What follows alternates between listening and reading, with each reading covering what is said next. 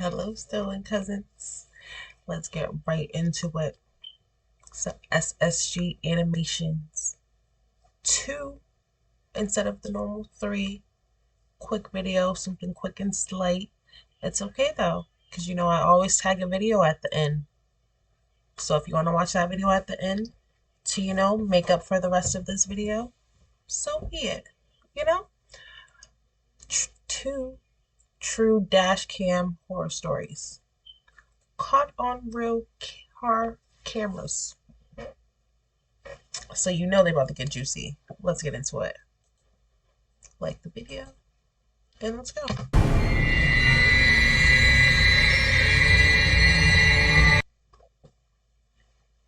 Stowaways. Disclaimer. The following story was creatively inspired by and loosely based on the actual events, locales, or persons, living or dead. It was created with the sole purpose of entertainment and with no intention of slander or defamation to anyone or any place mentioned in the story. It happened on the 25th of November, 2007, a day I can never forget. It was around 1 in the morning and I was on the highway. Now, I'd probably driven past this highway 1,000 times, as my time as a truck driver always saw me using this route. But that night was different, and I could tell that something was very wrong. I started my journey by 8 p.m. on that fateful day, and I was supposed to deliver a massive crate of soft drinks to the nearest warehouse that was located on the outskirts of town. After the truck was loaded up, I quickly began my journey, and on my way to the warehouse, all I could think about was Susie, my 9-year-old daughter whom I'd left at home. It had been really hard for us since her mother decided to leave, so it was up to me to take care of her. I had recently asked my boss if I could take the night shifts, as I wanted to spend my days with my daughter. And even though I hated driving at night, as I knew the dangers of doing that, it was a small sacrifice I had to make, so that I could be there when my little angel woke up to go to school. So I drove on, with a smile on my face.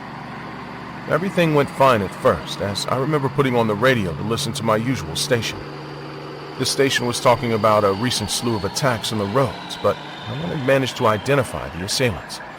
I attentively listened to the reports, as I hadn't heard any news of the attacks from the other truck drivers. I tried to increase the volume of the radio when it abruptly lost its signal. Loud, static noise filled my truck as I started to fiddle with the radio.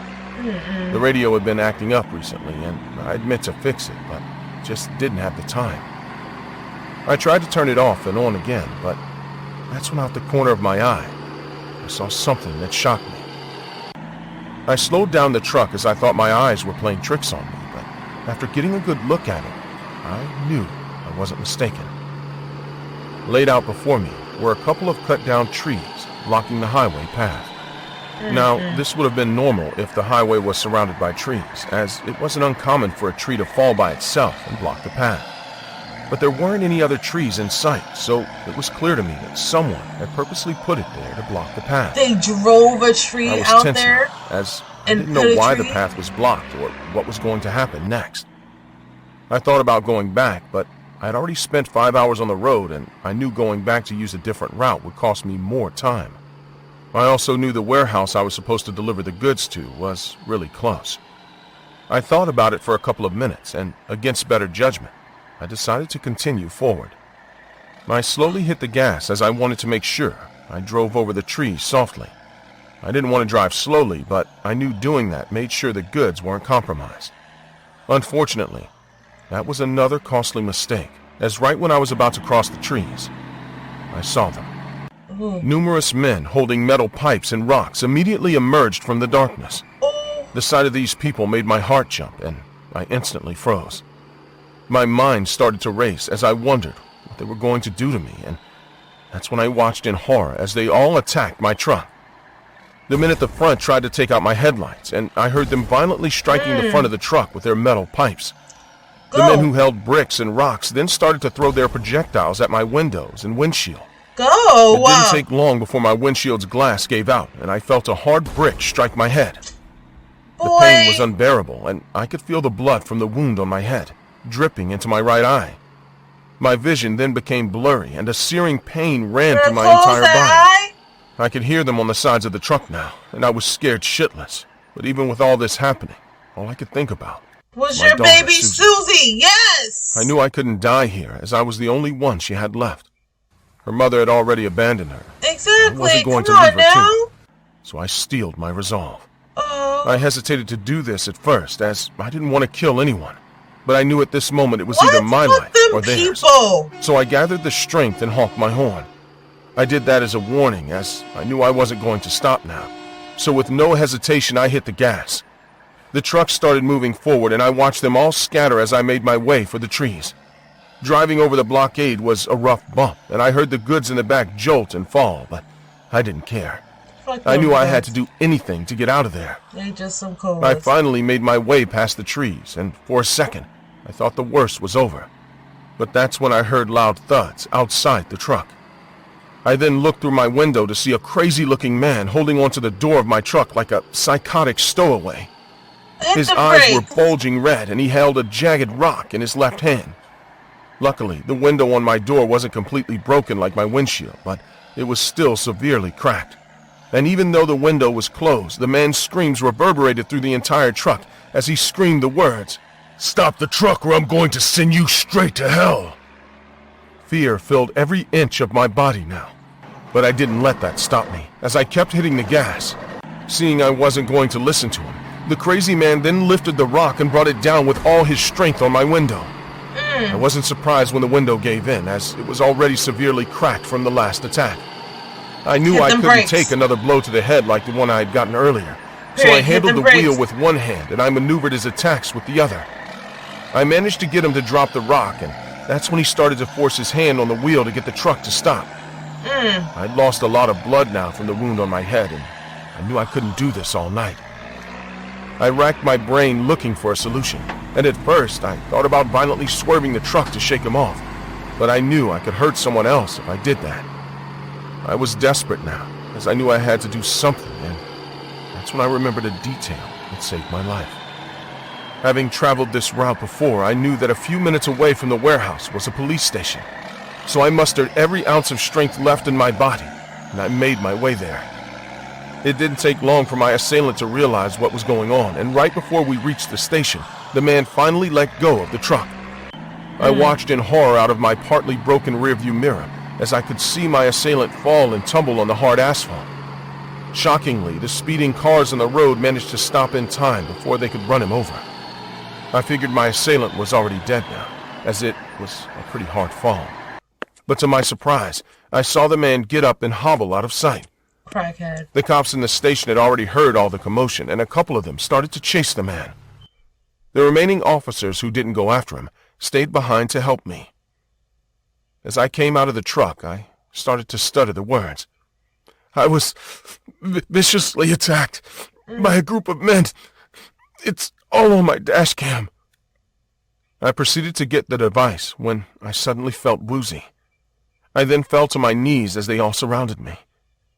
One of the cops then said, "You need to calm down, sir. You're badly hurt. Is there someone we can call?" But before I could respond, the world around me started to get dark, and the last thing I managed to say before I passed out was, "Susie," as all I could think about was her. Don't call your baby. I woke up in the hospital the next day, and sleeping on a chair in my room was my daughter, Susie. Oh. I could tell she had been crying all night, and right when I was about to call out to her, she woke up. She immediately ran to hug me, and I remembered crying tears of joy as I had survived that morbid incident. The cutest thing. I was able to see my little girl again. After this moment, the cops came into the room and asked for my statement, so I told them everything that happened. The cops then told me my dash cam footage was watched, and they were able to catch most of my assailants. They're probably like, They oh, then that's assured crazy. me that a rigorous search was still going on to find the ones that were still on the run, so that they could be brought to justice. I never rode at night again after that incident. I asked my boss for shorter days, and even if it meant lesser pay, it also meant I could spend more time with my kid. I also knew I was staying safe from the potentially dangerous people lurking on the streets at night. This ghastly incident left me with some PTSD, as I still steer clear of that place today. The And even though it streets takes are a longer so time to get crazy. to my destination, I still choose the longer trip as I can never shake off the feeling that some of those men are still out there, waiting to get their revenge.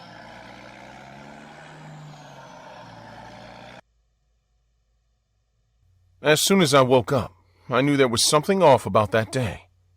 It was a regular Thursday, nothing special about it, really. But you know, sometimes we have a gut feeling about days like these when we know something bad is going to happen ahead. It And you was still went outside? one of those days. I tried to ignore the knot in my stomach and continued my daily The tasks. knot in your stomach, you gotta Once I ignore sat it? in my business communication class, my phone beeped, which meant either someone was calling or texting me. I have a strict policy to not operate my cell phone in the classroom and to pay the utmost attention to my lectures. Good job. However, when my phone beeped for the second and then third time, the knot in my stomach intensified and my intuition told me to take a look. As soon as I saw the text sent to me by Mrs. Harris, I bolted out of the classroom with my stuff and ran towards my car. With shaky fingers, I started my car and began the long drive home. I was worried and scared. Worried because I wanted her to live, and scared because I was terrified of losing her. Who's Mrs. So I Harris? drove past the outskirts of the city toward my hometown. I knew it was getting late. It was starting to get dark outside, and soon I would be driving across a deserted highway in pitch darkness. But I was determined to get back to her on time. As a university student, I usually had early morning classes, so I avoided driving at night. So it was okay to say that I had a limited experience with driving at night. To ease my nerves, I switched on the radio and began to hear the weather forecast. Soon, I was 2 hours into my journey, and I knew I was very close to the highway. I calmed myself down and focused on driving at a steady pace. Now you must be thinking, why is a college student who is clearly an adult so scared of driving at night on a damn highway? To know that, you must keep listening to my story. So, by this time I had driven a few miles away from the start of this highway, and I remembered that it had been particularly sunny that day.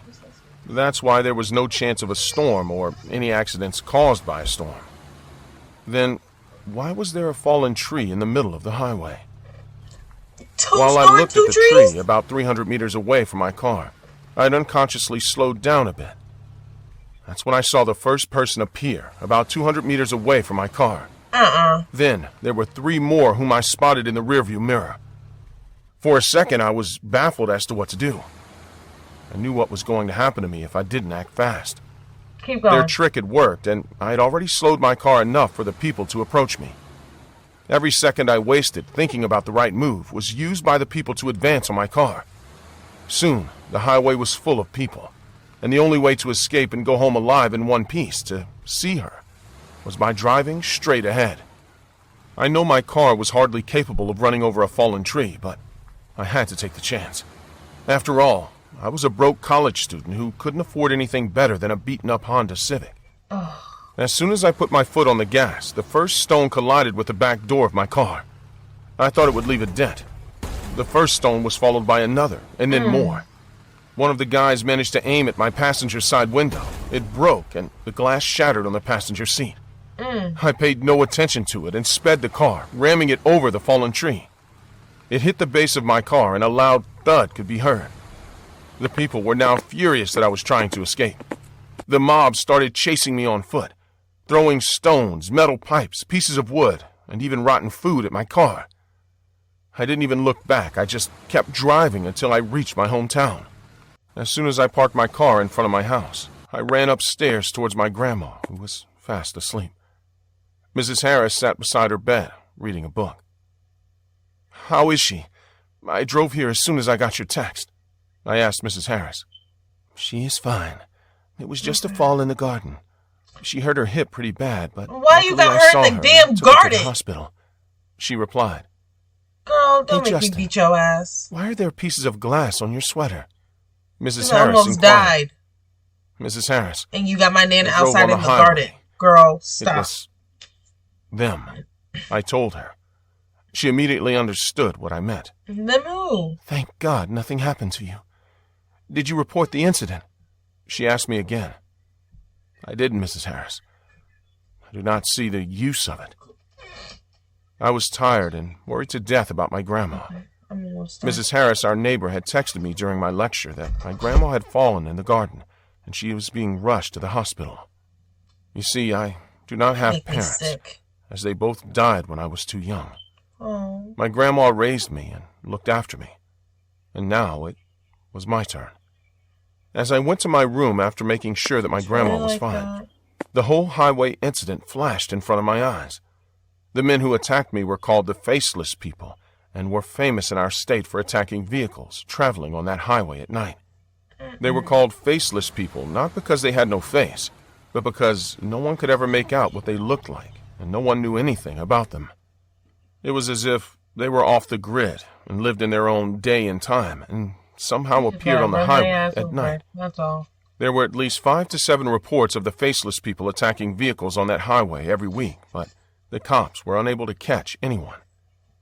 These people destroyed the vehicle by throwing things at it. They dragged the people in the vehicle out, looted, and then finally killed them. Oh, I knew I was lucky, as I was one of the few Definitely people who lucky. escaped the torture of the Faceless People unharmed. But due to the lack of evidence, these people still roamed the streets unpunished. That's when I remembered that perhaps this incident was recorded on my dash cam. Maybe I was the first person to capture the Faceless People on camera. This could be a huge leap in the investigation. were you? I ran to my car and retrieved the recording, and there it was. Everything was recorded clearly. Although my car was damaged, the dash cam somehow remained unscathed. I borrowed Mrs. Harris's car and drove to the police station with the footage. The cops thanked me, and I returned home. The next day when I woke up, the town sheriff was having a cup of tea with my grandma downstairs. Okay, She she's seemed okay. much better than yesterday. That's good. "What brings you here, Sheriff?" I asked. "You have no idea what you have done, Justin," What you did? the sheriff said He with got a the broad people? smile on his face. "The dash cam footage you gave us last night helped us identify a few people from the Faceless Gang. Good job, We captured Justin. those people and soon extracted all the information about their operations. Most of these people are behind bars because of you and will be soon put to trial. You have no idea what you have done, boy." Saying this, he thanked my grandma for the tea and left. The news had covered the incident, and my face was all over the TV. Turns out the Now you Faceless famous People for were a bunch telling. of drug addicts who had escaped the nearby rehabilitation center and Crackheads? were hiding in the abandoned factory in the woods during the I day. said the other people was crackheads. That's I why knew no it one could find them. because they were crackheads. I still can't imagine what would have happened if I hadn't driven fast enough. What do you think? Would I still be alive to tell this story today? No, Justin, don't ask us no damn stupid nothing like that. We know you would have passed away. You said that they was snatching people out their car, robbing them, and murdering them. You gonna ask us would you still be alive? No. Okay, y'all. I enjoyed that. Thank you for joining me. If you enjoyed that video, like, comment, and subscribe. What? I guess there's a movie called DashCam. Oh, I think I already seen that with my husband. It's crazy. But thank you for joining me. Like, comment, and subscribe. Share with someone who likes creepy stuff. Because why not?